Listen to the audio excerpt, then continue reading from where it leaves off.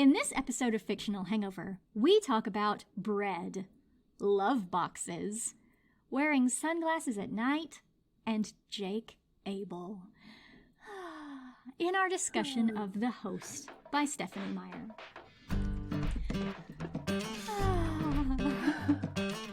Jake Abel. Hey everybody, welcome to Fictional Hangover, a podcast about young adult and new adult books, series, authors, and voice actors that is full of spoilers. I'm Amanda.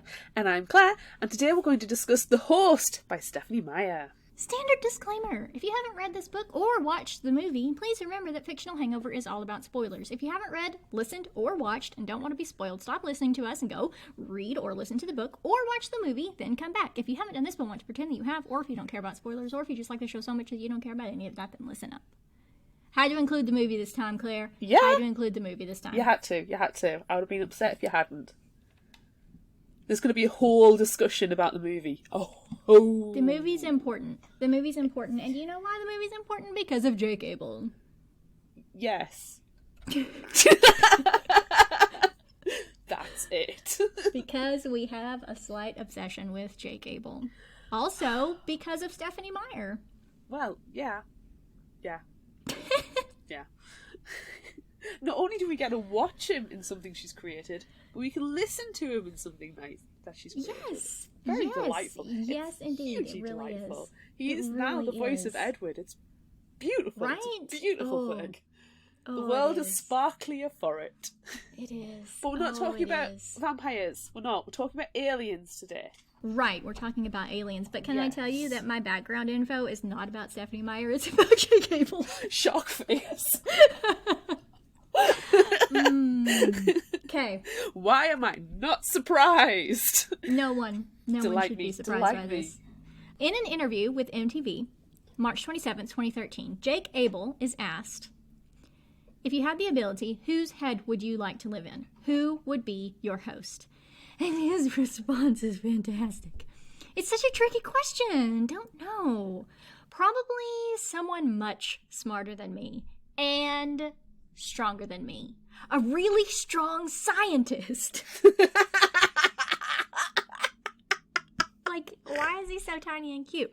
Oh, I want to keep him. Then MTV replies, you could lift things and do math, which sounds like a response that we would have. And he says, and solve diseases. I want to be the world's strongest scientist. And I feel like that's a fantastic answer.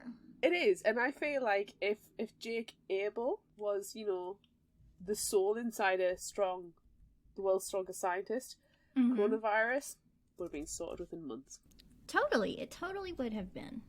There was also a video clip where he called Saoirse Ronan Seahorse Ronan, which I really enjoyed. But then he also said it's Saoirse like inertia, so that helps me understand how to say her name, but he called her Seahorse, so that's also really great. I like to think that's a cute nickname you had for her on set. Because also Seahorse is quite similar to what a soul would be called. Yeah, something like that. Mm-hmm. Yeah. From a water planet. From the anyway, seaweeds. Sorry. That's my background info for this time. That was delightful. And I'm not sorry about it, but I am. No. At the same time. No, take it back. No apology. Take it back. Okay, I take it back. I do. I take it back. So, initial thoughts? Did you read this one right when it came out? Because I did. Yes, I had the copy on pre-order when it was originally. I don't have it anymore. It is in the box of Mysterious Disappearances. But yeah, I'll admit I can't really remember much of what happened in the book because it's so long ago since I read it. Mm-hmm. I just remembered it being a big book. It was hefty, Yeah. You could drop it on someone's head and give someone a concussion quite easily. Yeah, you could. Yeah. But I forgot how long it was, and this was long. And the audio book at regular speed was 23 hours. Right? It was so long.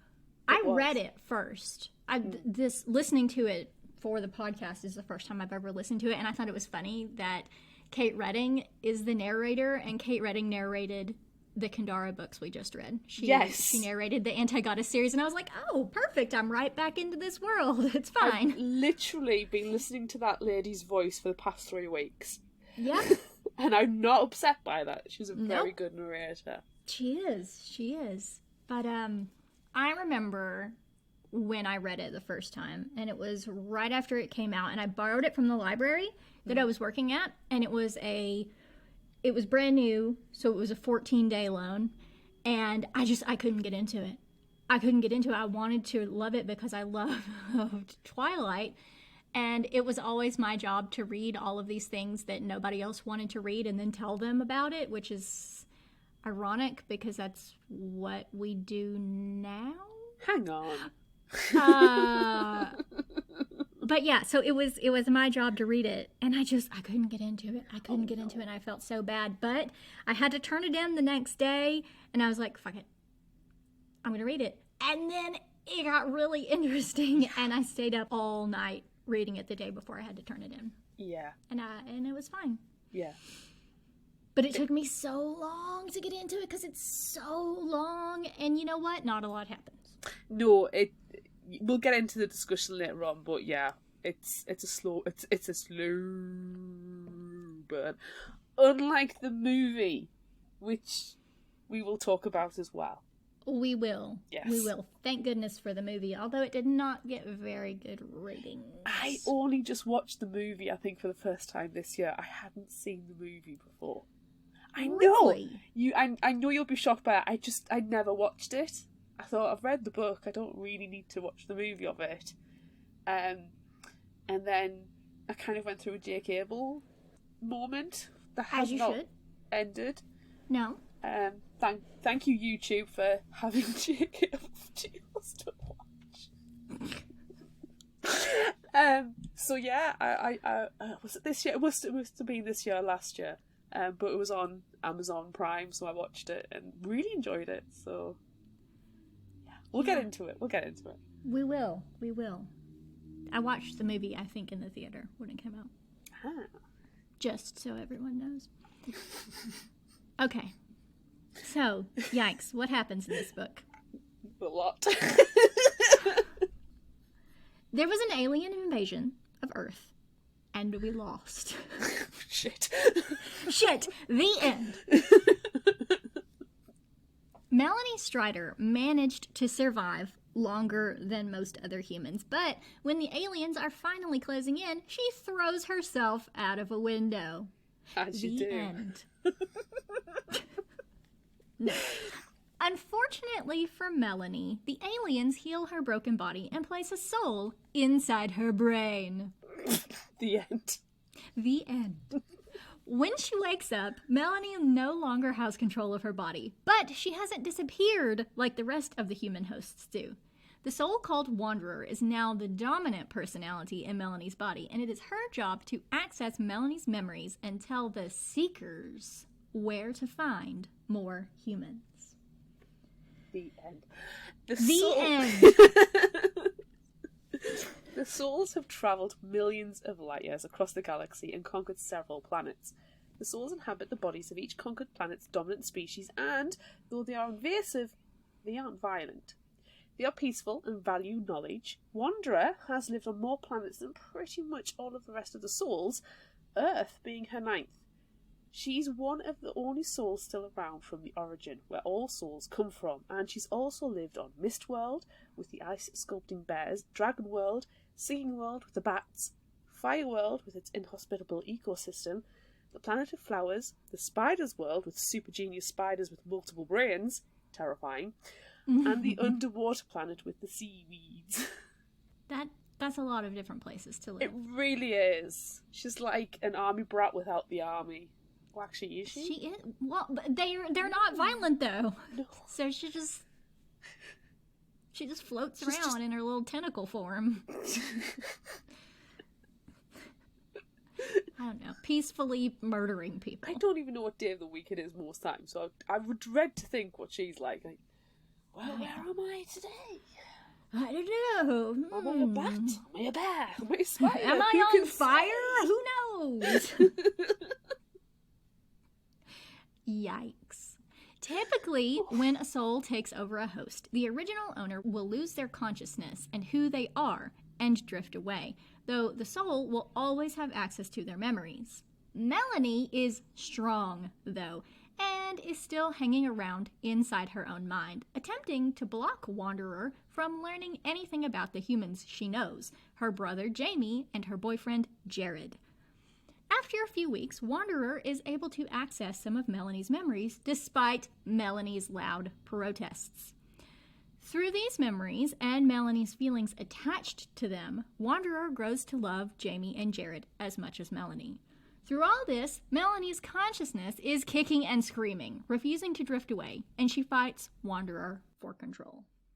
A seeker convinces Wanderer to visit a healer to be extracted and placed in a different host body, because Melanie, she's getting too much.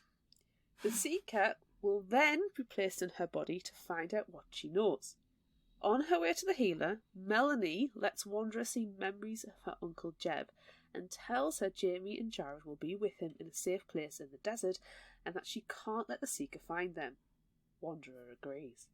She sneaks off into the desert and journeys for days, nearly dying before Uncle Jeb finds her. Jeb knows his niece is dead, that her body is now a host, but he still takes her back to his house. My house. It's my house. That's a terrible accent. It really is. Y'all. Jeb's house is a series of lava tubes deep in a mountain.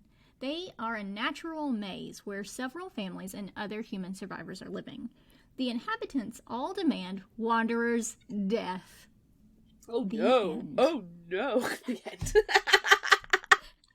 They don't want her going back to the other aliens and telling them where they are, but Jeb says it's his house, his rules, and she lives.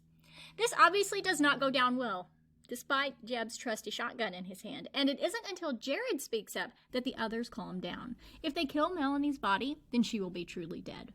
Jared hadn't given up on finding Melanie. He still loves her and believes that she must have been alive all this time. But then he backhands her across the face. The alien may have Melanie's face, but she is not Melanie. So you can just punch her all the time if you want to, apparently. Right? That's a problem relationship. It's not good. No. No.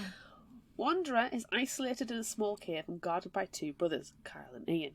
They do not like her at all. During the night, the brothers attempt to murder her. Dang. The end. But she is saved by Jared. Wanderer tries to tell Jared that Melanie is still alive. She's still there, inside her mind, but Jared refuses to believe her. Melanie is keening and screaming for Jared the whole time. He's throwing verbal hate at Wanderer. That's really sad. It really is.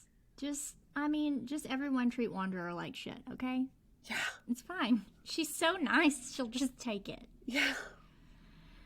Over the next few weeks, Wanderer slowly becomes accustomed to life in the cave, and the humans sort of get used to her. They haven't even tried to kill her again. Yay? Question mark? The end? The end? Jamie, Melanie's little brother, started to secretly visit Wanderer, but eventually was able to openly associate with her. Jamie likes her and seems to be able to recognize that it might be his sister's body, but there's someone else in control of it.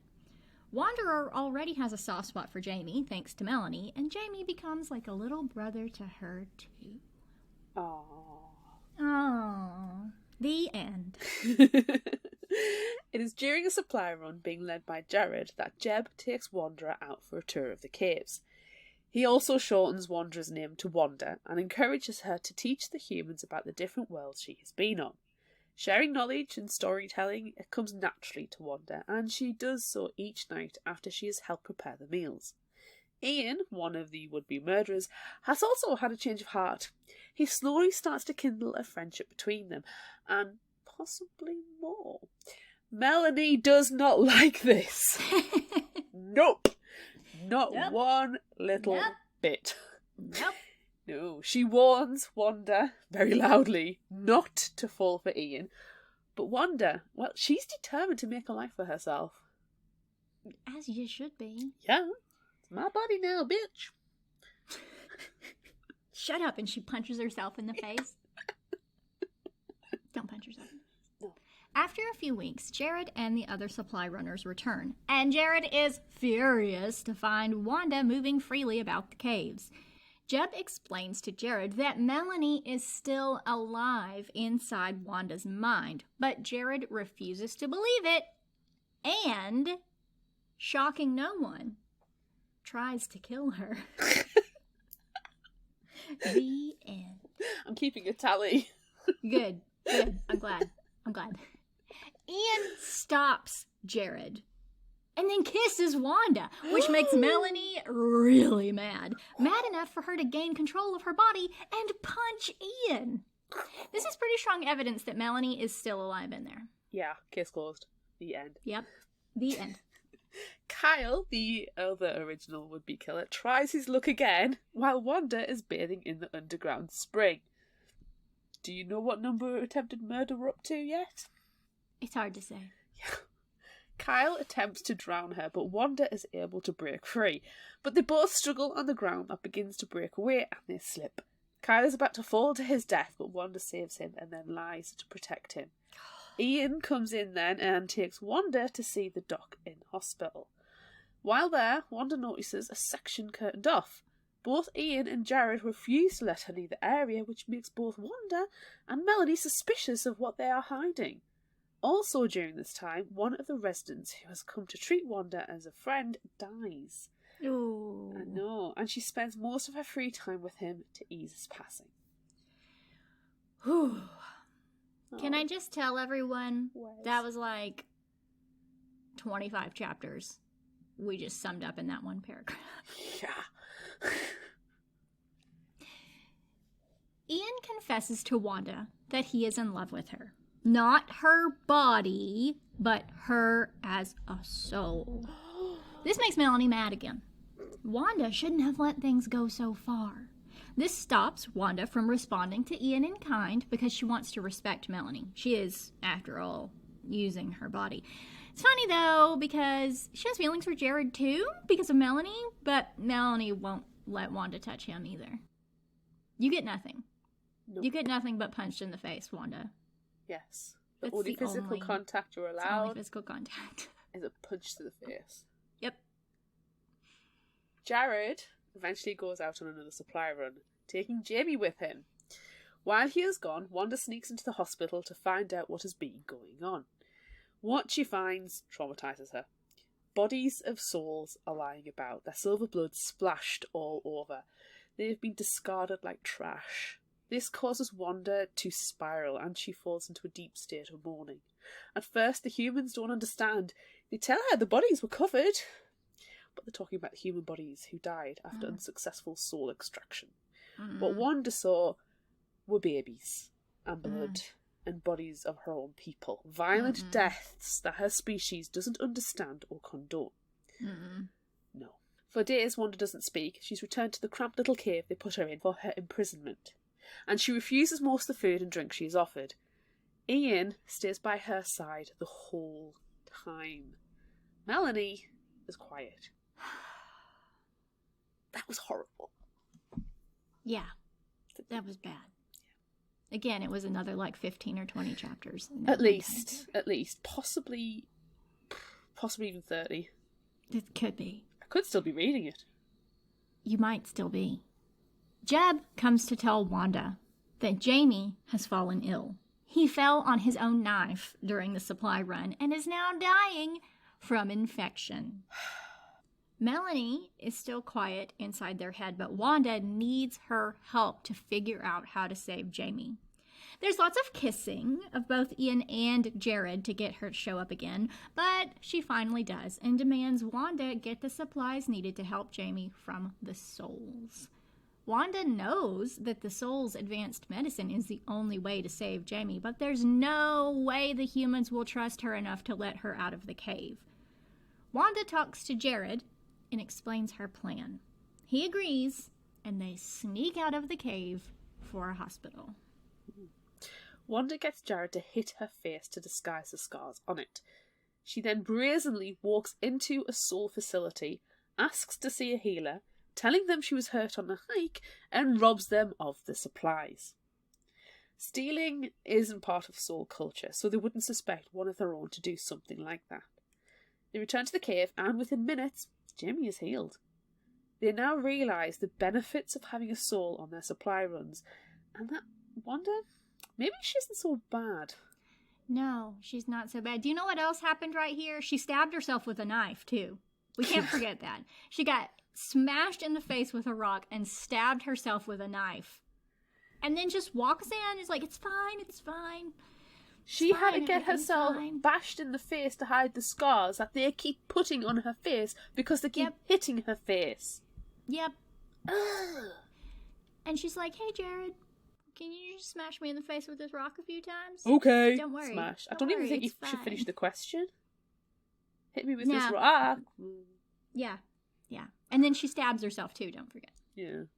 Anyway, everything's fine now. The end. But wait, there's more. Wait, there is more. You too, get extra story. Wanda can shop in stores without raising suspicion, and she can help them get past souls without raising an alarm. So supply runs have just gotten way easier. When they return from one such supply run, they discover that a seeker has found the cave and has been imprisoned. It's that same persistent seeker from the beginning who's been trying to find Wanda this whole time. Wanda does not want the seeker's soul to be murdered and makes a deal with Doc.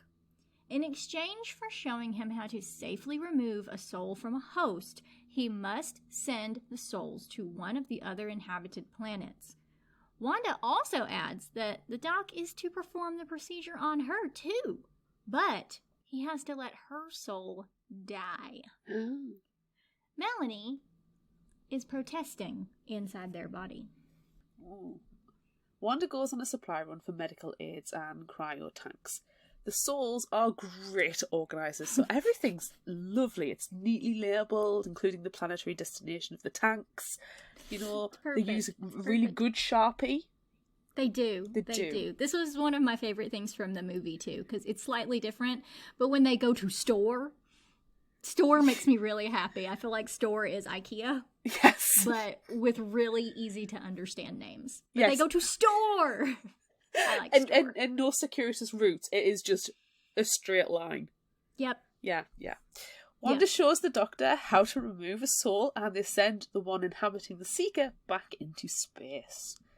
The Seeker had the same issue with her host personality that Wanda has with Melanie, but while Wanda and Melanie grew to know each other and accept each other, becoming sisters really, the Seeker's host is, well, she's an entitled pain in the ass, to be quite frank. Yeah. And the other cave inhabitants, well, they find her challenging.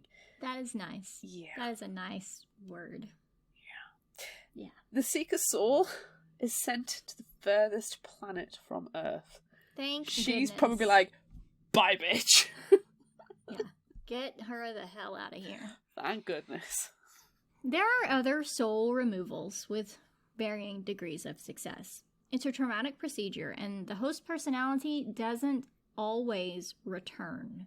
Kyle, at one point, runs off, returning days later with a soul, Sonny, who has inhabited his girlfriend Jodie's body. They extract the soul, but Jodie, she doesn't come back. Eventually, they decide to put Sonny back, and then she and Kyle start a relationship, and it's tiny and adorable. You hate Kyle a little bit less. Wanda has decided she has had enough of stealing Melanie's life from her, that she needs to have her body back, so she asks Doc to finally remove her, but to remember that he promised not to send her off to one of the other planets, but to let her end her wandering on Earth, the only planet where she has truly felt at home. Reluctantly, he agrees. Melanie, she is not happy. Ian is not happy. Even Jared isn't happy. If the procedure doesn't work, they will lose both of them, but either way, they will lose Wanda, who they now hold dear. Ian tells Wanda he loves her, and Melanie goes into the other room to give them a few moments to say goodbye. Wanda undergoes the procedure, but ends up waking in another human's body. Jeb explains they found a body for her after they removed the soul, and the body never regained consciousness. Ian has been cradling her in her little cryostasis pod until they found a host, and it's so sweet and tiny. It's so sweet. Melanie walks up to Wanda and thanks her for never giving up on her and for giving her her life back. Wanda is reunited with Ian, and they actually get to have a relationship now. Oh. Jamie is unfazed. He's just happy to have both Wanda and Melanie in his life. Some weeks later, out on a supply run, they are stopped by a group of humans, more rebels. The leader introduces them to his best friend, but don't be alarmed. It's another soul, another alien gone native. Looks like Wanda wasn't the only one to find a true home on Earth. Ooh. The end, really? What? Right there. And Right. There's never been anything else about it. I am going to go and write a letter to Stephanie Meyer. So we need to take a break. Yeah, we I'm do. going to write an indignant letter right now. Yes, go write a letter. Please remember that Fictional Hangover is a free podcast and always will be. If you'd like to support the show, stop listening to us for just a few minutes. Become a patron of ours on Patreon at patreon.com/fictionalhangover, then come back. If you can't do this monthly but still want to support us because you just like the show so much, head over to Ko-fi at ko-fi.com/fictionalhangover to drop us a one-time tip. Your support on Patreon and Ko-fi will help us bring you more spoiler-filled discussions, book character cosplays, and ridiculous content you know and love. Now, back to the episode. Are we back? Are we back from our break? I think so. I changed it to an email. The indignant An email. Okay. Okay. Mhm. And? I'm waiting for a response. Okay. Watch You the space. and literally everyone else on the Yes, planet. but this is my first email to her about it. Okay. Okay. This might be the straw that tips the camel's back. It might be. It might be. I feel like we need to probably mention why we decided to cover The Host, because this book's been out since 2008, and Because we like movie's been retro out books. since 2013, and but why? Why, Claire, did we really choose this one? Book club Because theme! of Jake Abel. Yeah, Jake Abel. Book club theme! Oh, it's a book club. That's a book club theme. It's a book club theme. Vampires? Close. Hang on. That's just what all of our book club meetings are about, vampires. We haven't wrote the fanfic for this yet. Well, we haven't really gotten to talk too much about it yet. No. Our book club theme is We Want More! Read a book that's standalone or a series that needs more to it. Yes. And do we all remember when Stephanie Meyer last year had a big announcement to make and everybody's like, there's a sequel to The Host! Oh my god! Midnight Sun? You know what? I was fine with Midnight Sun. I wish that it was The Host. I really, really, really wish that it was The Host. But it was Midnight Sun and I was okay with that. And do you know why? Because Jake Abel. Well, yes, I had mixed feelings about it when it was released. I was like, really? Do we need to go back into the world of Twilight? But then, it's the Jake Abel voice in my ears, which is perfectly acceptable, and I will do that again. And I enjoyed it for what it was. Please go and check out episode insert number here. What episode was that even? Jeez. 103. Go and check out episode 103 for hear our us Midnight talk Sun about discussion. vampires throwing douchebag cars across the interstate. Unrealistic highway, speeding down the highway scenes. Yeah. Oh, it was good. Yeah, that was a really good discussion. So go back to 103 to go and hear about Midnight Sun, because that was really funny. Yeah, that was fun. That was fun. That was good times. But yeah, after I read Midnight Sun, I was happy for it. But I want more of The Host. Me because too. I love sci-fi books as well. And we've said it before, we don't get a lot of satisfying sci-fi books in YA. Yeah. Yep. And also, this one ended on such a cliffhanger. Oh my gosh, yes. More. You get stopped by a group of people and you think, oh, holy shit, well, here it is. Here's the end. But no, it's more humans. And they also have an alien friend. And they know of more humans. So, why? Yeah. It was like half a sentence. Please continue that sentence. We need some more. Yeah. It blows my mind that there's not a sequel. Even if this was just a duology, I'd be perfectly fine with that. Yeah. But yeah, I want more. I want more. I want more of this story. It's sad. It's sad that there's not any more of it. But at least they made a movie. And the movie was a movie. The movie had Jake Abel, and it was great. Do you know what? I appreciate the movie for it being a tighter storyline. Like we said, this is an audiobook. It's 23 hours. It's a thick tome of a book. And like you said at the top of the shop, it was difficult for you to get into the book at first. The movie tightens it. Really, really tightens it. Yeah. And I don't think they really changed too much. They just, cut out half of the murders at least. Half of the murder attempts and all of the times that Wanda ate bread. Oh my god, there was so much bread eating. So much bread eating. But then when they got back from supply runs and they had like Cheetos and stuff and everyone was super excited about the Cheetos. The Cheetos scene where Ian gives her a bag of Cheetos. And she's like, the description of Wanda eating these Cheetos was so in depth. I could honestly imagine Stephanie Meyer going through a lot of Cheetos just to make sure she got the right crunch and powder distribution. Yeah. But do you know what happens after she ate the bag of Cheetos? She ate some bread. She really did. She really ate bread after she ate the Cheetos because, the Cheeto dust gave the bread more flavor, but she really literally ate bread right after she ate the Cheetos. And I laughed to myself. It was hilarious. Yeah. Oh. Anyway, can I tell you my favorite moment? Like it almost caused an emotion. I mean, it didn't. It wasn't anywhere close. But if something were to make me have an emotion, it would have been this scene. Is when Ian talks about holding Wanda in her soul form. It was just so sweet because she spends a lot of time talking to Ian about how you're not attracted to me, you don't like me, you like this body that I'm in. And then he comes back like, no, I actually, I'm listening to what you say. I value you as a soul. But then she's like, yeah, but if you actually saw me, you would think it was gross. I mean, they're calling me a centipede. Yeah, it's true. I'm like a glowing centipede and nobody wants that.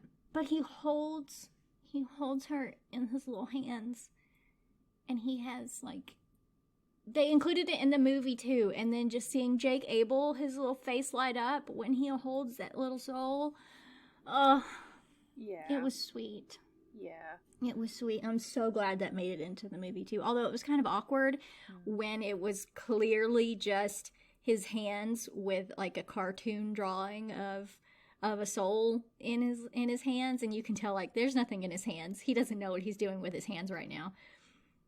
but then they edited it. CGI They edited the soul is in. a curse and a blessing. Yeah. No, I really enjoyed that scene as well. I really enjoyed the character development of Ian, actually. I mean, Jake Abel aside... Sorry. How? But I know. What? Jake Abel aside, Buck Ian had a really good character development. He starts off trying to kill her, ends up being in love with her. Yep. And I like the the enemies to friends trope. I like that. Yeah. It is one of my favourite tropes. I do enjoy that. That's a good trope. Because he actually took the time to listen to her and learn about her and, discover that Wanda is a very different personality to Melanie and start to distinguish them as people, as individuals, and I really, really like that. And he wasn't too forceful with her. He was insistent, but not forceful. Right. You could tell he wanted to go more, but it was bloody awkward with, Melanie literally there, and you can't make her go away. So at the end, when they're saying the goodbyes, she's like, I'll just go in the other room or something. I chuckled at that bit. Yeah. Even though it was like this touching moving moment, and she's about to, sacrifice herself. Like, I'll just go in the other room. I did chuckle over Melanie at that point. But yeah, I really enjoyed Ian's development and like the relationship building because it wasn't too much either. I love a good romance novel as well, but this wasn't too. It wasn't the be all and end all of the story. There was other stuff there. Can I tell you something else that I read, like in background info? Yeah. So Stephanie Meyer said that that when they were making the movie, Jake Abel and Max Irons, who was Jared, they called the love triangle, because it's not a triangle because there's two parts inside of Melanie. They called it a love box, and she didn't know that was like an offensive-ish, not good term to use, perhaps where you live even. She didn't know that, but that's what they called it. They called it a love box, and she made them shirts that said love box. And that makes me really happy.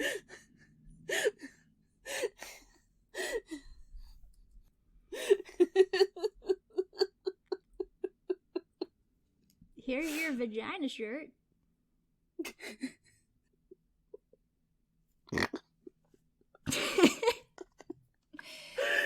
Anyway. I'm just chuckling all the way through this. It's quite a touching story and quite sad at some points, but I'm just chuckling away. I'm sorry. Yep. So anyway, I thought you would enjoy that. I really did. Since we don't like love triangles, is really why I'm bringing it up. But it's not a love triangle. It's a love, it's a love box.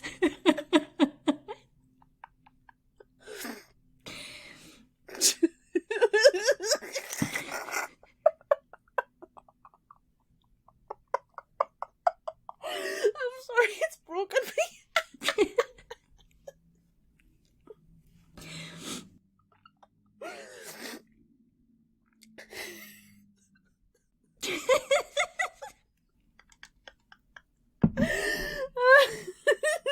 I can't stop laughing.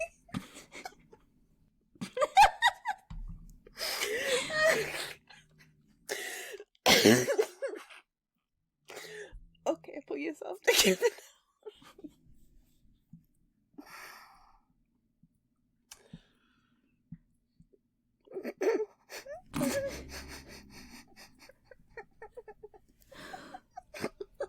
I'm sorry. Moving on. Please. I talked about this while we were doing the summary, and I'm really just talking about it now to get us past this 5 minutes of silent giggling that is... I'm going to have to figure out a way to leave in the episode, but also not leave in, because it's just 5 minutes of quiet laughter. Edit that out, you. Edit that out, me.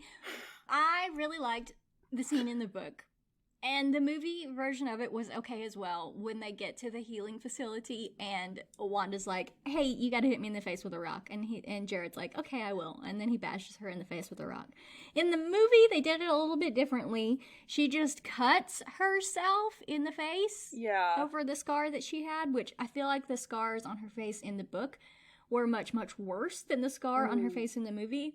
That's because she gets bashed around all the time in the book. She's always being beaten Kyle, up. like, bashes her face into the rock wall a lot, and Ian strangled her a lot, and she got punched a bunch.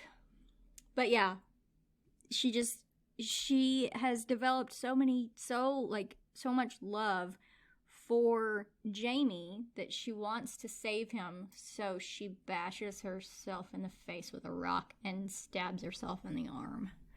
Yeah. And then just walks into the facility and the healers and they're like, oh dear, we have an emergency. Let me walk you through everything that I'm doing to heal you. And they have weird healing sprays and stuff.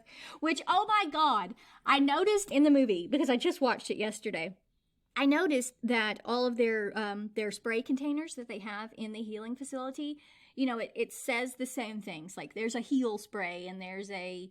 pain relief. There's all these different sprays and they have, you know, names on them, like store. But there was one, I swear to God, it said cook, not cool.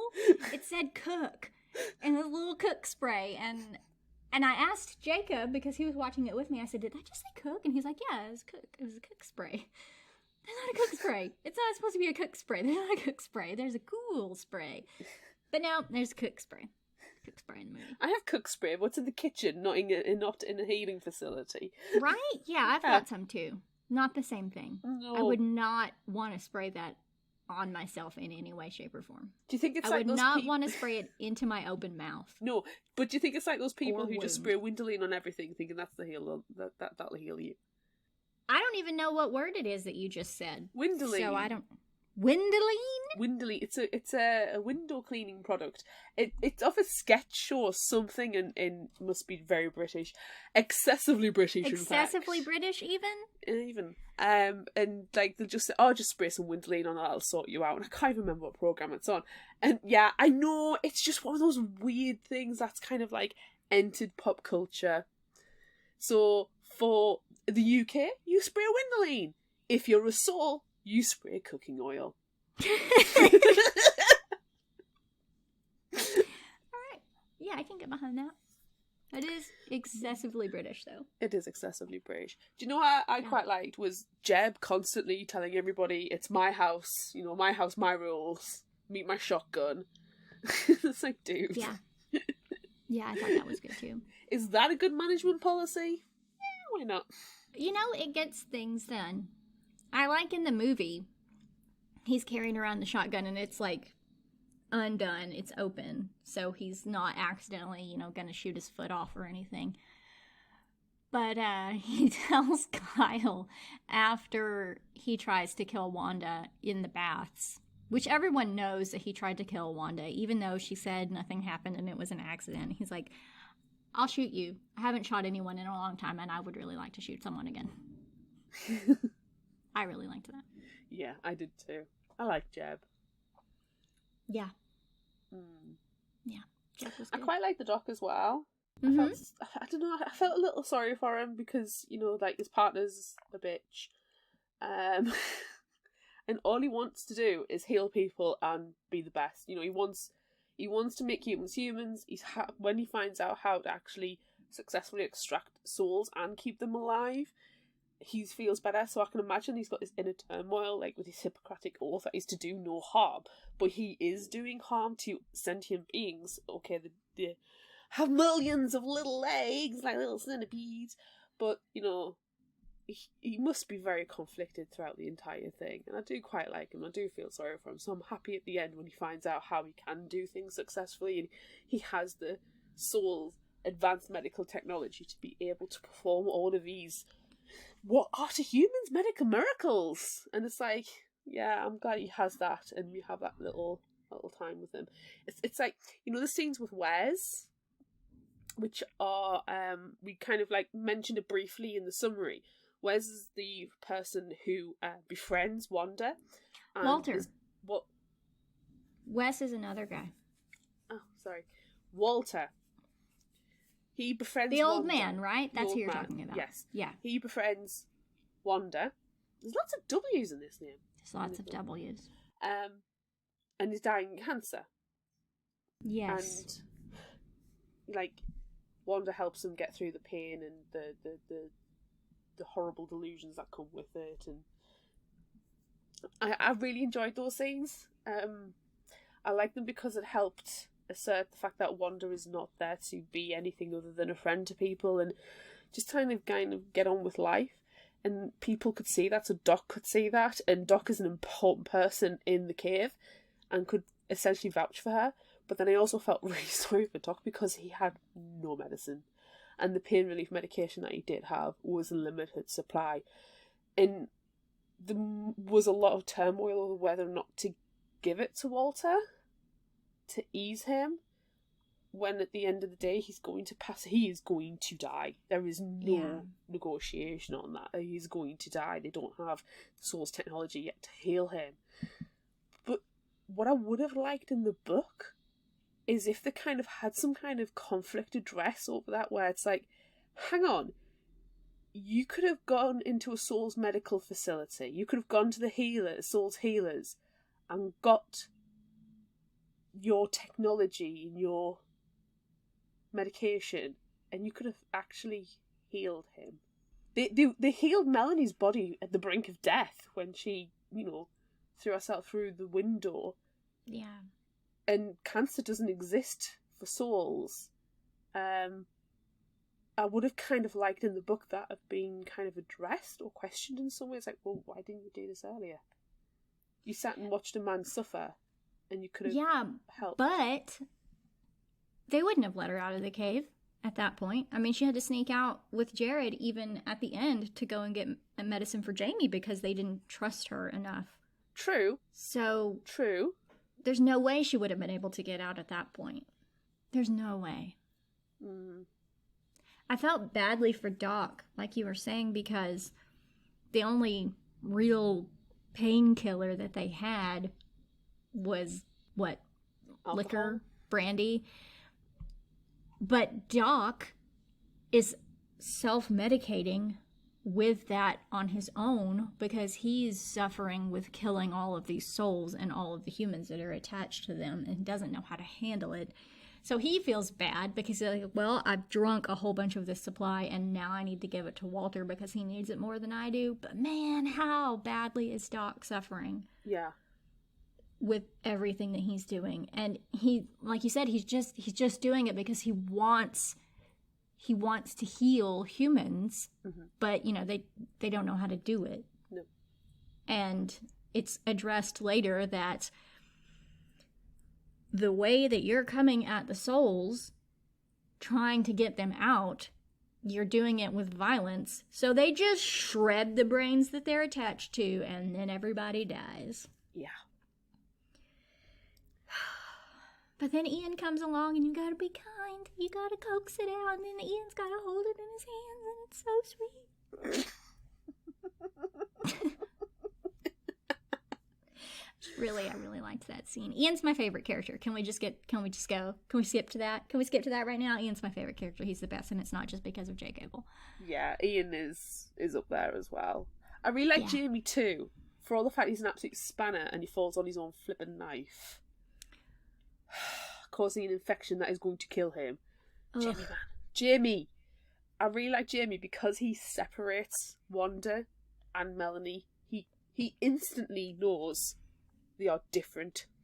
Yeah. And it just does not faze him. That's his sister's in there, that's Wanda's in there, he's his friend, or surrogate sister, and he's just, they just get on with life. Yeah. And I really like that. Oh, I just remembered something that is one of my favorite parts that I didn't talk about, and we didn't really cover it too terribly much in the summary either, is, all the times in between Wanda eating bread. And being beaten up. and the murder attempts.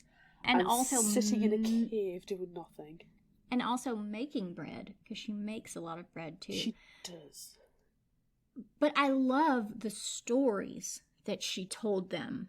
And at the very beginning, the story, like, she is employed as a soul history teacher because she's lived on more planets than any of the rest of them. And so she gets to tell these stories of all of these different planets. And she does the same thing when she gets into the caves. And I just loved the stories that she told. I liked hearing about the other planets. I liked hearing about her experiences there. Even the one where she learned how to take a soul out of a body and she had to do it as a bear. That one, I mean, that was a good story too. Yeah, I really enjoyed it. I wish they'd included them in the movie. It would have been interesting. Yeah, I mean, we don't have to have had all of the stories necessarily, but some reference One or to them two would have been nice. Yeah, one or two would have been nice. Yeah. At least to say, yeah, I lived on a planet and one time I was a bear. I lived on a planet and one time I was a bat. And one time I was a dragon. And now there's this planet with dolphins. Like, oh, that's cool. Well, I mean, that's it. It's you get none of that. You get none of the soul history actually with the movie. You know, you can do those voiceovers and where the panning over voiceovers, where it kind of contextualizes, well, who are the souls, what are they doing, and kind of puts them in place. And then that's the point where you could have actually gone from planet to planet and planet and just seen them, and you're like, whoa, hang on. They've come all this way, they've visited all these planets. As the voiceover saying, we've been to all these planets in the universe, and now we're, hello Earth, we've invaded you, and we win. Yeah. There could have been, once again, production companies, they get in touch with us. Because we will do these stories justice. Yeah, we will tell you the pertinent information that you need to know. Yes. Yes. So, we haven't discussed one thing, though. Oh, what? Vampires. Vampires. Who are we going to make into a vampire in our fan fiction? I had thought how, like I said, this is part of our book club challenge. We want more. And part of that I was kind of thinking, well, what do we want? What do we want to see? Mm-hmm.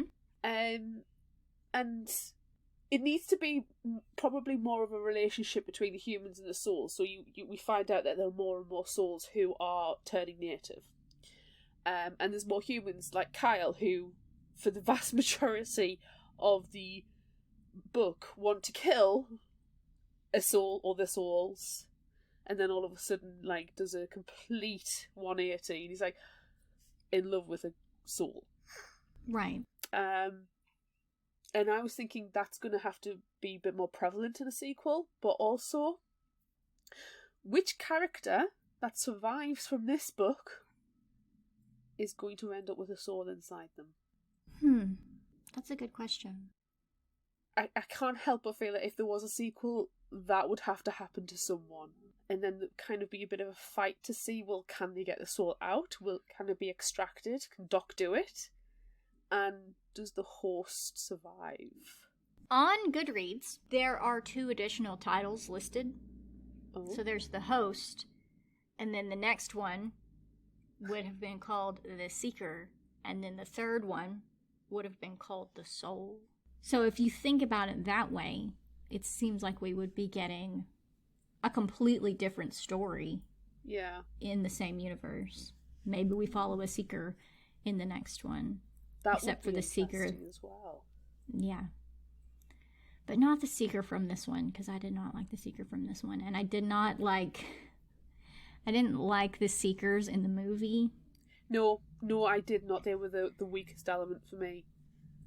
Yeah. It was really weird. Like, why did they make them drive the shiny silver cars?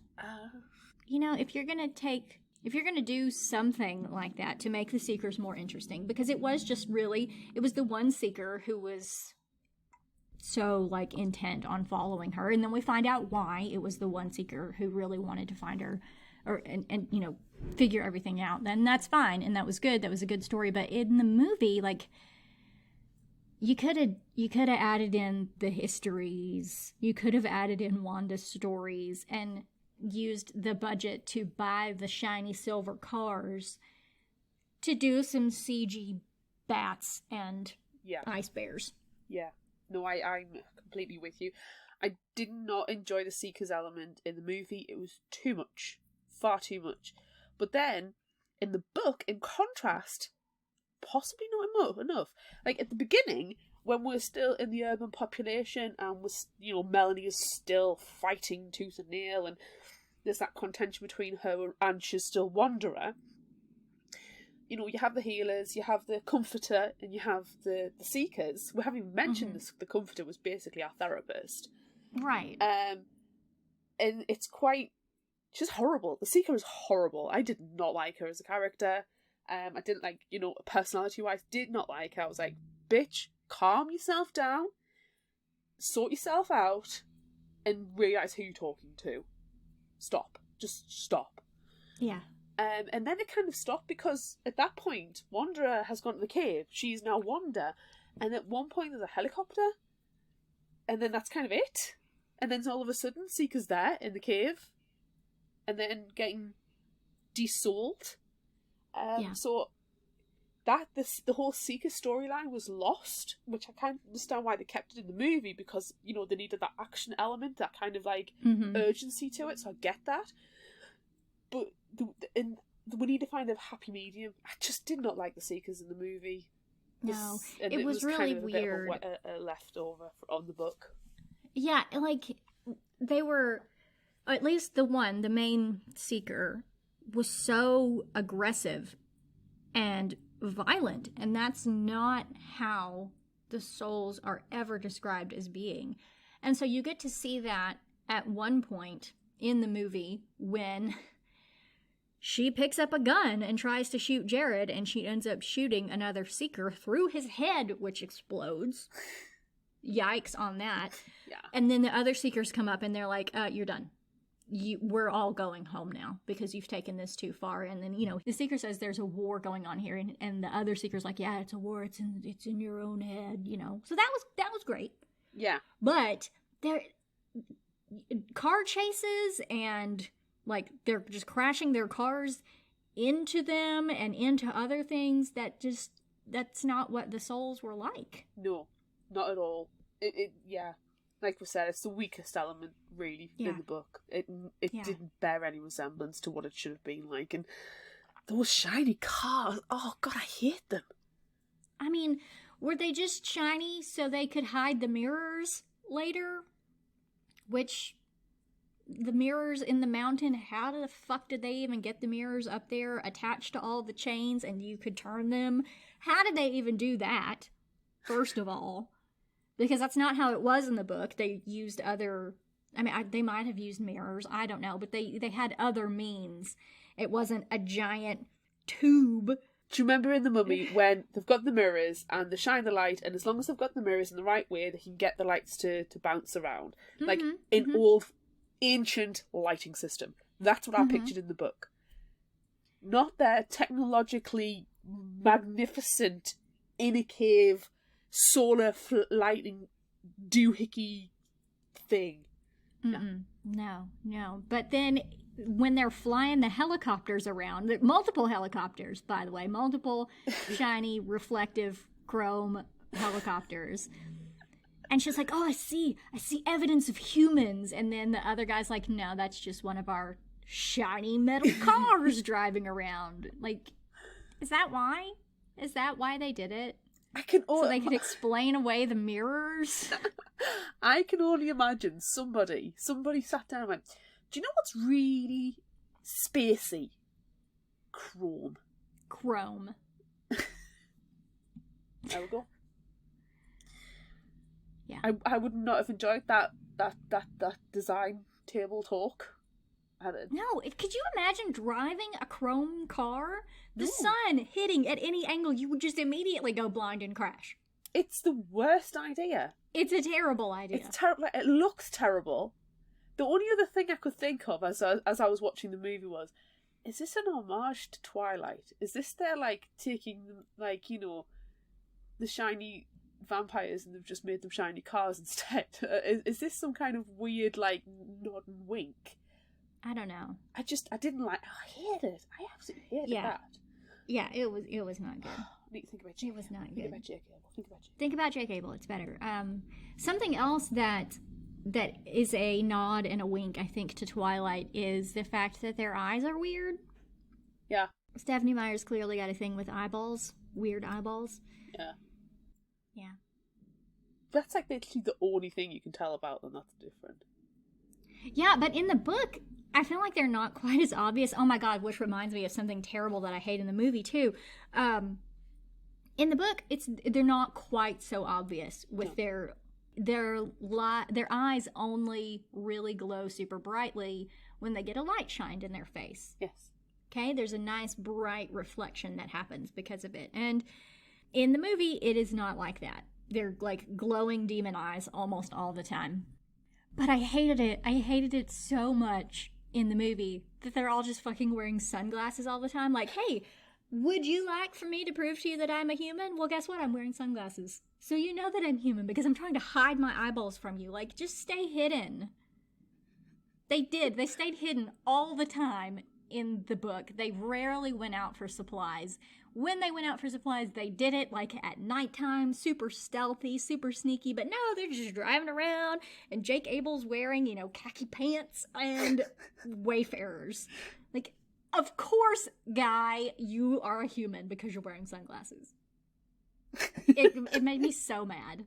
It made me so mad that they went out wearing sunglasses. Like, it's totally obvious. Especially at the end, the very last scene when they drive up and they get stopped by, the seeker, but he's not a seeker. He's, like, in league with the other humans. And he's like, so, is it exceptionally bright this evening? You're all wearing sunglasses? Oh, except for you, because you're an alien. And they, like, slowly take off their sunglasses, like, yeah, we're human. Like, dude, everyone knows that you're human because you're fucking wearing sunglasses at night. Stop it. Do you know who else wears sunglasses at night? Who? Vampires! Oh! Hey!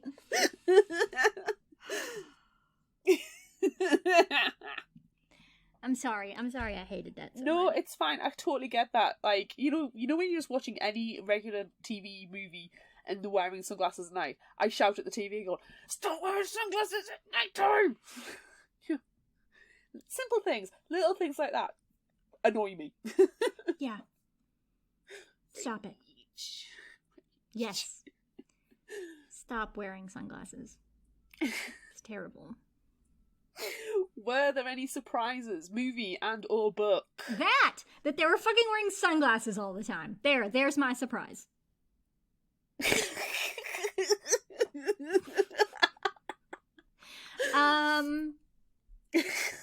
Realistically, yes, that bothered me, and that is a surprise. That they thought that was a good idea. It's not a good idea. Stop it. It's not gonna work. It's not gonna work. Honestly, I was surprised that Melanie ever disappeared. Yeah, she disappeared for days at a time. She did, and it was nice that she did disappear, and then they were like, "Oh shit, we need her," and so then Wanda gets to kiss everyone to bring her back. Hook her up, Jared. Like, that's funny, but I just don't believe that she would ever disappear like that.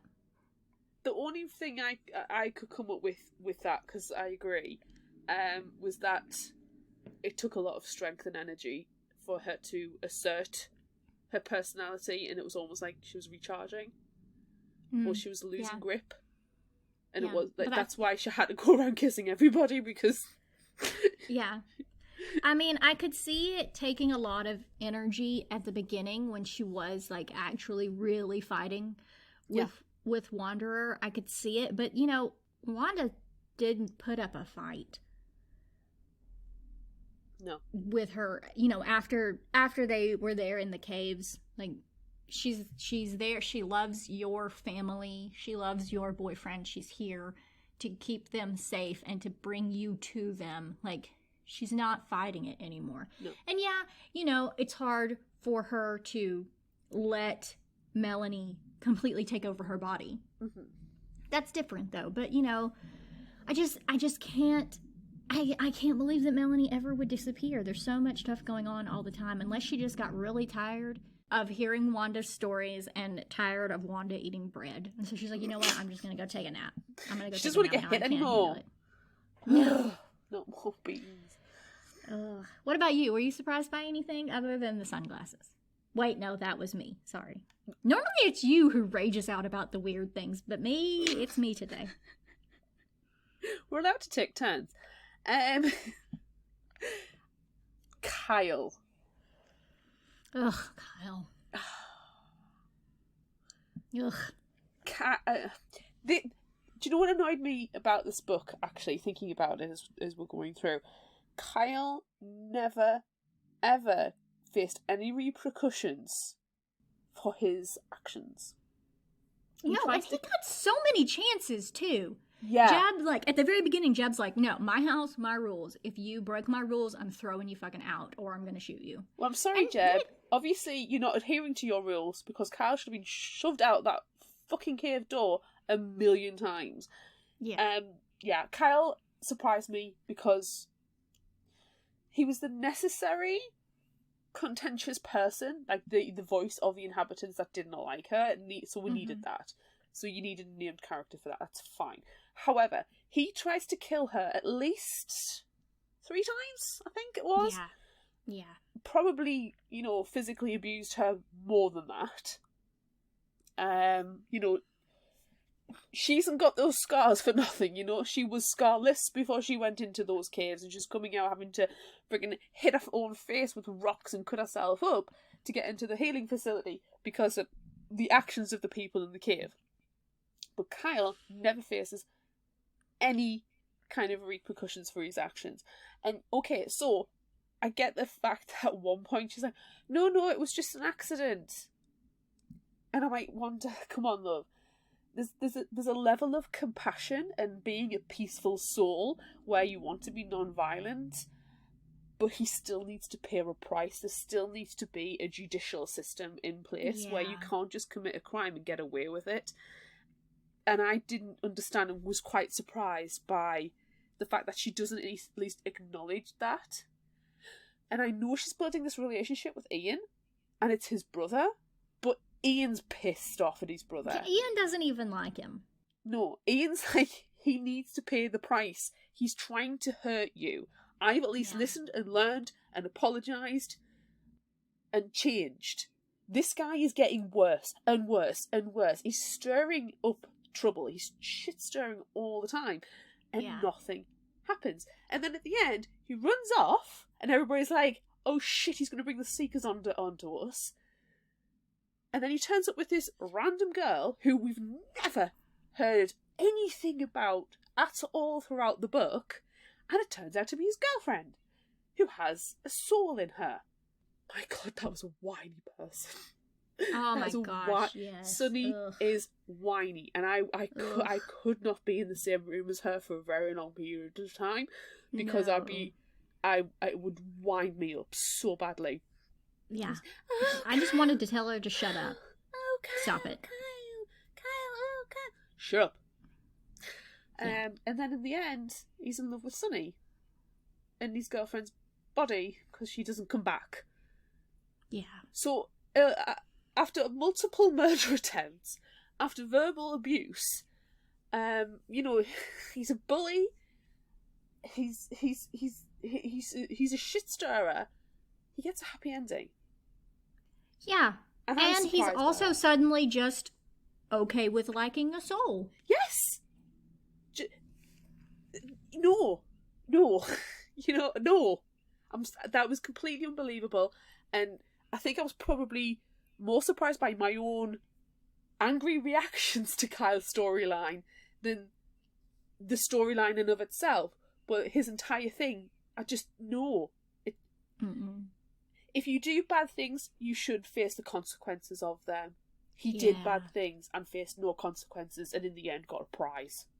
Yeah, it's not. I did not like that, and it surprised me. And also how much I'm really angry at that.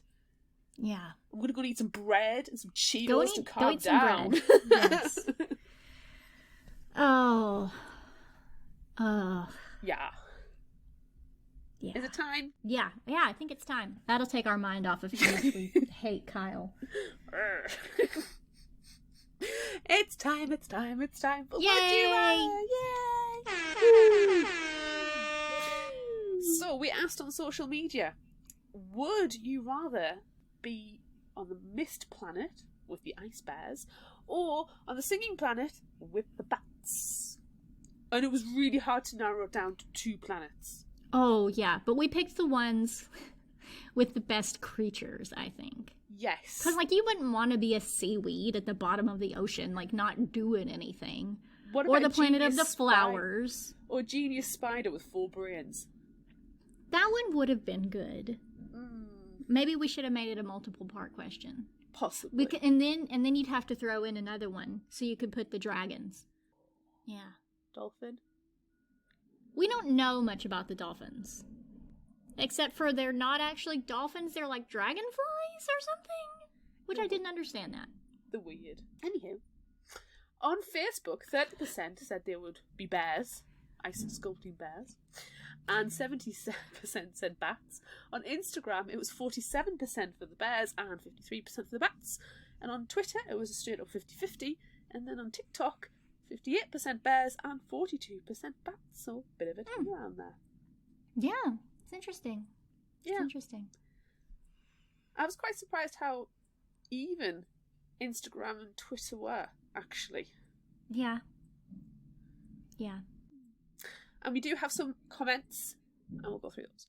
Stephen Creations on Instagram, singing bats because I love music and singing, and I love the idea of sculpting bears, but the cold weather hits me.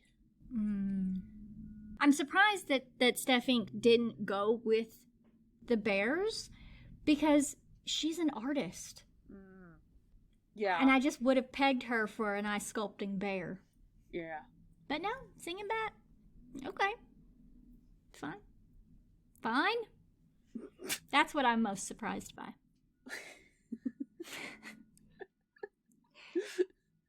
Screw the sunglasses. Bye-bye, Kyle. We're surprised by Steph Inc. Yes. Bree Tart on Instagram said, singing world with song bats. Being flappy and fuzzy and serenading all the time sounds more delightful than ice sculpting in the cold all day, despite the thick fur. Actually, flappy and fuzzy are great.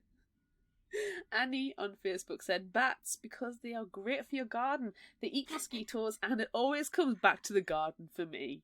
Yes, it does. With a little bat emoji. We appreciate the bat emoji. Casey on Facebook said, Bat World, because bats. No other reason than I just love bats so damn much. It's good. Good answer. And Colin on Facebook said, singing bats here. Bats are so much cooler than bears. I especially like the way that they're able to cook bread with their wings. Oh my god, fucking cooking bread. Jesus. He continues to say, that's a thing bats can do, isn't it? I'm sure it is. But yeah, singing bats are pretty darn cool. What do you pick? I'm really torn with this one because I really like the idea of the singing planet with the bats, and I'm torn deaf, as you can tell through the amount of singing I do on the podcast. But bears are so cuddly and lovely, and I love a bear. And, so I'm really torn. I think, for all the fact I love the idea of the singing planet with the bats, I'm probably going to go with Mist Planet Ice Bears. Because I want to be a bear. As much as I want to be a bat, I do want to also try being a bear. You know, I'm also going to go with the bears, but for a different reason. The singing planet with the bats, they're blind. I want to be able to see. I want to be able to see my sculpture, so I'm going to be a bear.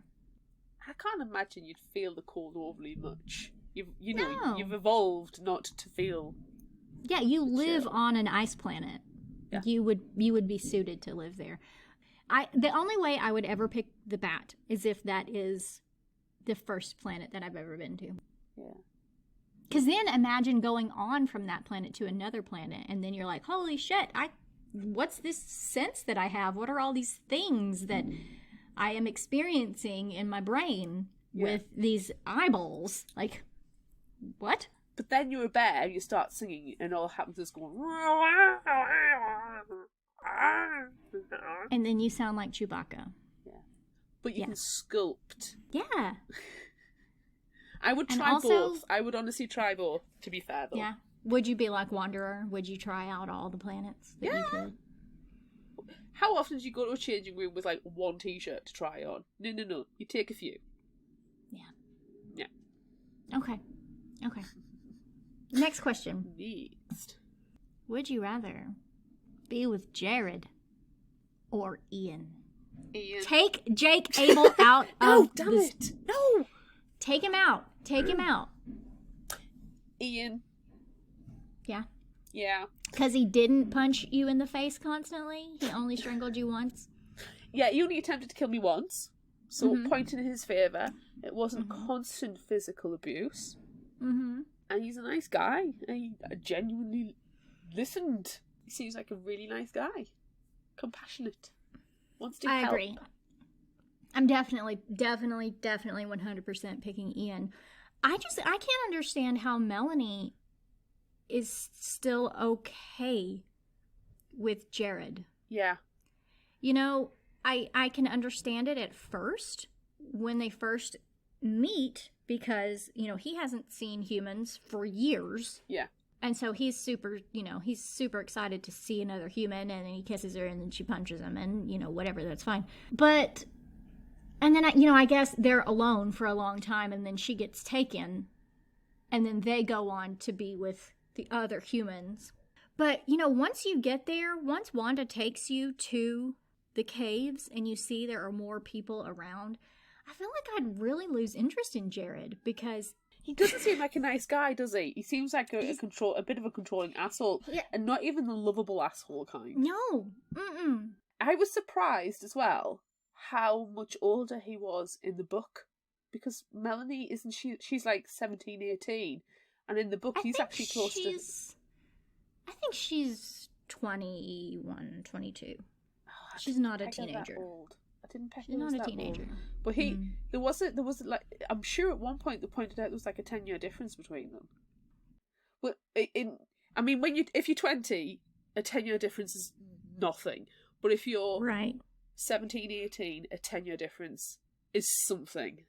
Yeah, if you're 17, 18 and there's a 10-year difference, then you're Rose and Dimitri and it gets weird. Yeah. There, I brought vampires in. He's so hot. So hot. Yeah, but I would have given up on Jared. Yeah. He was an asshole and not the lovable kind. No, he was not good. Especially when you've got Ian there. Yeah. He's a genuinely nice guy and has the face of Jake Abel. Yeah. Oh, Jake Abel. Okay. Whew. Next question. Next question, please. Would you rather be a soul or a host? I think I'd rather be a soul just for the opportunity to space travel. If I were a host, I don't know how I would feel. Would we be a host like, like Melanie's a host, so she's still in there? Or are we like you are the Jody master of your own destiny, you can define your own parameters. Okay, well, I'm gonna choose a soul. I'm still gonna choose a soul, but I feel like I would probably rather be a soul on a different planet than Earth because it's mentioned that they cohabitate on other planets. But now on Earth, they're like, no, we can't do that. We got to take over all of them on Earth because they're so terrible. Yeah. I don't think that they do have to do that. Yeah, that's the later books. I think that probably as humans, as the leftover bits of humans that are there in their minds, they think, oh no, we got to get rid of this because humans are terrible. But, not all humans are terrible. Not all humans are garbage people. No. A lot of them are. People do suck, unfortunately. Yeah.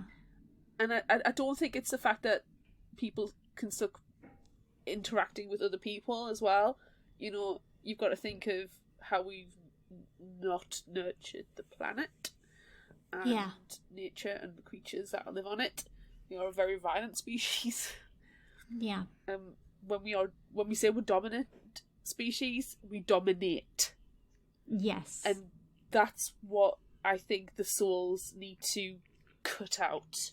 And unfortunately for us as humans, that's the vast majority. That's a high percentage. It's like they need to take over anybody over the age of 10, 16 plus. Yeah. To get them to actually do the right thing and teach them a lesson, because the kids will learn from those adults, quote unquote, who are soul inhabited, to actually freaking take care of the planet. To take care that of could each be other. good. And then the souls could leave and go on to other planets and leave Earth in a better place. Yes, or find that cohabitation for people who may want to actually voluntarily be a host. Yeah, and there was that family that Yes. Wanda watched for a while in the book, where it was host Parents. and a human child, which I imagine they probably created that child together as souls, and then they just left the baby as a baby. Yes. So, you know, what kind of wonderful life is that baby going to grow up with, and why can't the other souls see that this is a good thing? And also, why can't the humans see that this is a good thing? It's that whole humans need to dominate thing. Yeah. I almost imagine being a host in like Melanie's situation being one of the worst things, because it's being trapped in your own body. It's almost like, you know, when you're in, you know, when you've got like a degenerative disease where your body's failing you but your mind is fine. That is a scary thing and terrifying, and I wouldn't want to be in that situation. Not saying I'm a strong enough personality that I would be in like the Melanie of the situation in a host soul position. But I'm with you. I'd rather be a soul, and I would rather be an interplanetary soul like Wanderer. I would rather go and experience the galaxy. I'm going to live forever, essentially, unless I decide to be a mother or give up my life voluntarily. I didn't like that whole giving up life. I don't like that either. No, I'm glossing over that. Yeah, get rid of that. That felt like another Renesmee sort of thing. It was for terrible, me, which is something that I don't like about Stephanie Meyer. No, it was terrible and cringeworthy. Let's stop it. So yeah, I think I would like to go and see the galaxy, travel the galaxy. You can live a lifetime in every single planet. That sounds amazing. Yeah, and there's probably going to be more planets as you go along. Well, so that's it. And how long is your lifespan on different planets? With the ice bears, maybe it's shorter. With the seaweeds, it could be infinite, you know? So exactly. Those hand gestures were perfectly descriptive. They really... Actually, they weren't. They did not make a whole lot of sense. But if you sign up to our Patreon bonus level to come and see the videos, you'll totally understand. Yeah, you can decipher them. Anyway, next question. Move on to that? Move on. Okay, this one's tough. Would you rather be in the book, The Host, or the movie, The Host? Right. Do I want to be eating loads of bread or have horribly shiny cars? That's really the question. Do bread I want or to shiny be cars? Beaten up a lot? Or be with Jake Abel?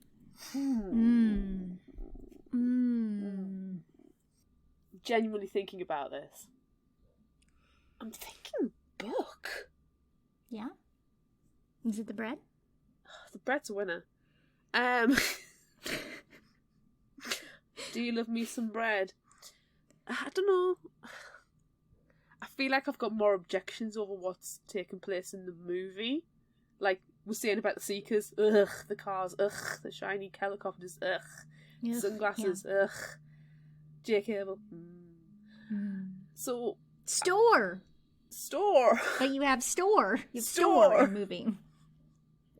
So I'm thinking book because there's probably a bit more to it. Yeah. But Ian can look like Jake Abel because it's my universe. Sure. Mm-hmm. What about you?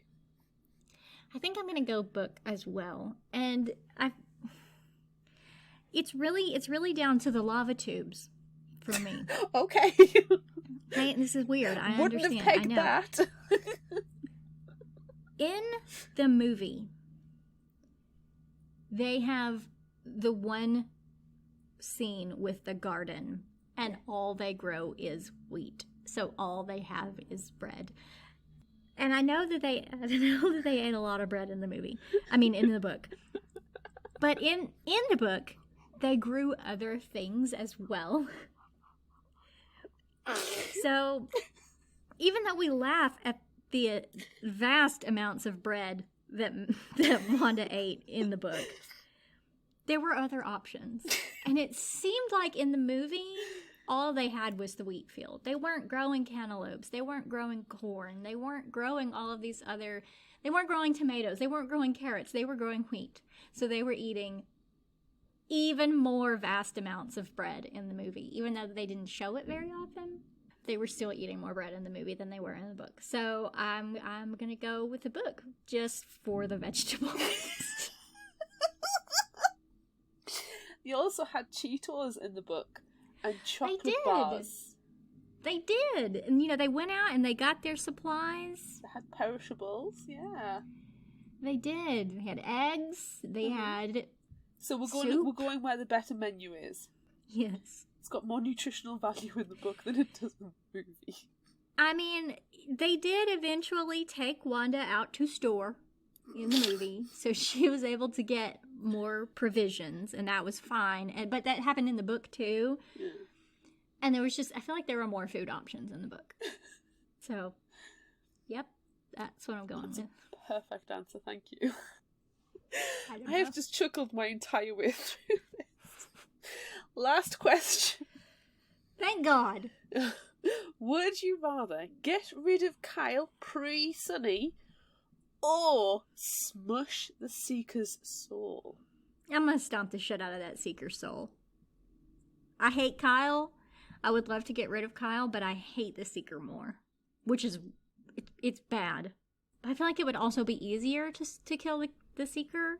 Because they were killing souls all over the place when they didn't know how to take them out. So, I feel like Kyle would either keep coming back. Yeah. If you just threw him out into the desert, I feel like he would... He's a bad smell. He is. I feel like he would keep coming back. Yeah. Or get them all killed on purpose. Yeah. I can imagine him being vindictive. So that's terrible. But I just feel like the Seeker was awful. And then the movie Seeker on top was also awful. Just kill her. Yeah. Just get rid of her. Kyle is the devil you know. The Seeker... The Seeker's soul is the devil you don't. But also, imagine, you've extracted her and you're like, ah! The pair of the medical tongs. And she's just, kind of wiggling about. You just throw her on the floor and stop. Yeah. She'd be easier to get rid of. I can't imagine them being fast movers. They do have a lot of tentacles. Doesn't mean so maybe they are quick. They might be quick. Do you think the weight loading tentacles? Can they bear their weight and Yeah. Yeah, I think they can. Lots of feet stamping though. I'm glad you're adding a sound to it. So long story short, bye-bye, bitch. Bye-bye. Yeah. Although I probably, if I were Wanda Melanie, I probably would have let Kyle go. And let him die. Wander into the desert without water. Bye-bye. Yeah. Face some kind of repercussion. Yeah. Something. Okay. That's the end. That's the end of Would You Rather. Favorite final thought quote? Got any good ones? I have 3. Oh, me too. Nice. First one. Okay. You never know how much time you'll have.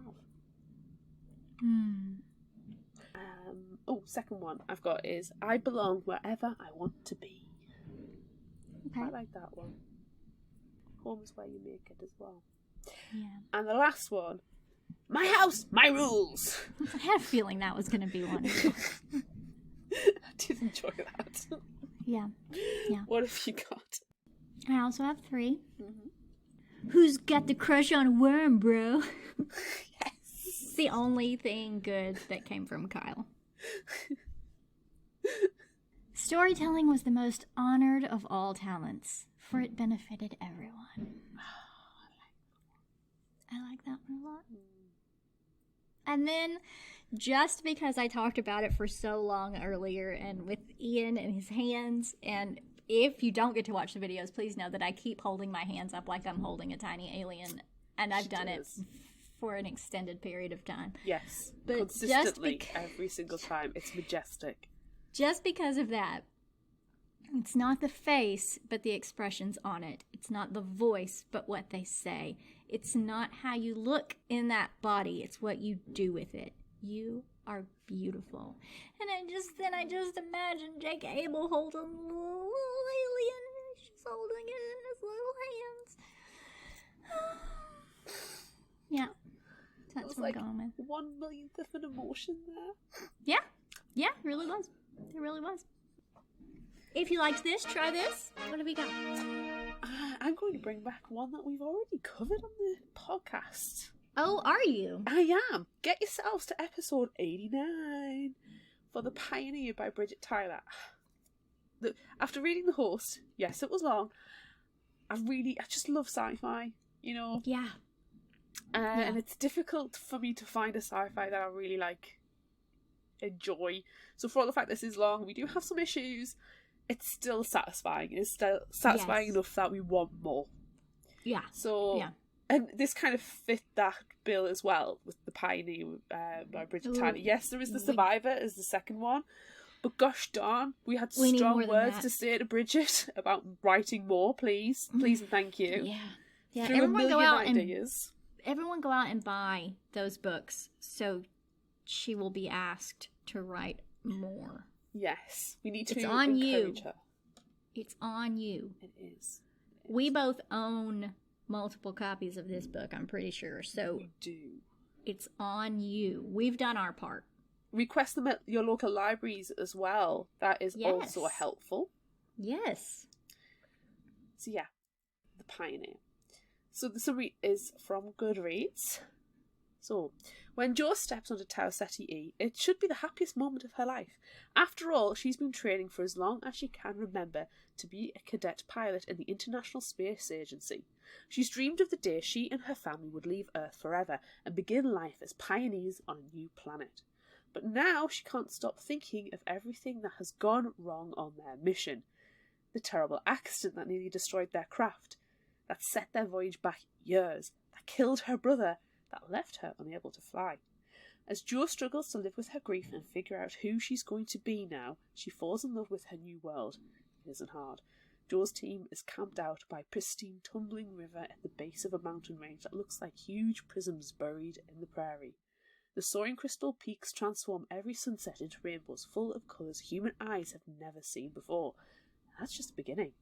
Tau offers Jo and her family a lifetime of beauty and adventure.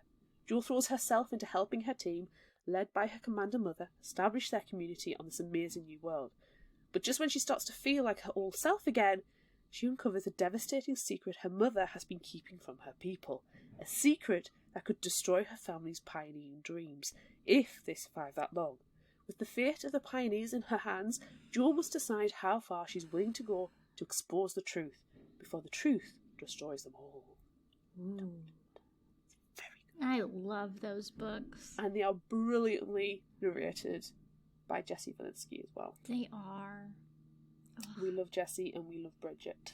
We do. Oh, so good. So yeah. What have you got? I picked something that I've never read before. Ooh. But I was intrigued by the premise. Intrigue me. Yeah. So I chose to share Parasite by Mira Grant. And I also picked this one after searching for body snatcher books. I chose this one because Mira Grant also writes YA series, and then this one moves to sci-fi, adult sci-fi, which is the same as Stephanie Meyer. Right. So I also went with that too. But it's also a body snatcher. So, Anyway, this summary is from Booklist.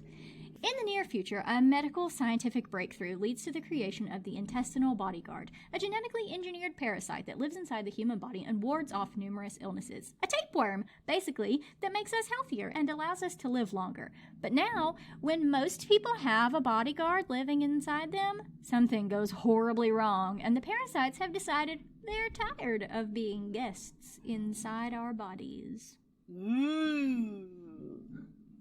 Mary Grant writes horror way, so there you go. Yep. Yeah. Can see where that's going. Yep. So I'm into it. Kind of want to read it now. Yeah. Anyway, that's it. As we write that onto our schedule sometime. Yes. 2022. Yes. Or 23 at this point. Invasion of the Body Snatchers. Oh, there's a theme. Yes. Okay, that's it for this episode of Fictional Hangover. I'm Amanda. And I'm Claire. Join us next time as we discuss another book that we want more of, Eye of the Shitstorm, by and with Jackson Ford. Yes. I can't wait. Look out for our Would You Rather polls on social media. Don't forget about our book club and monthly challenges on Facebook. Be sure to visit our shop on Redbubble at fictionalhangover.redbubble.com for all your favorite Fictional Hangover themed merchandise, and become a patron of ours on Patreon at patreon.com/fictionalhangover. Until next time, remember, the only cure for a fictional hangover is another body parasite, is another book. Come on, Stephanie Meyer, then. Another book. Yeah, please. Hints there. Please and thank you. Yes, thank you.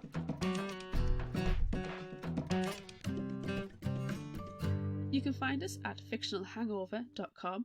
Follow us on Instagram at fictionalhangover.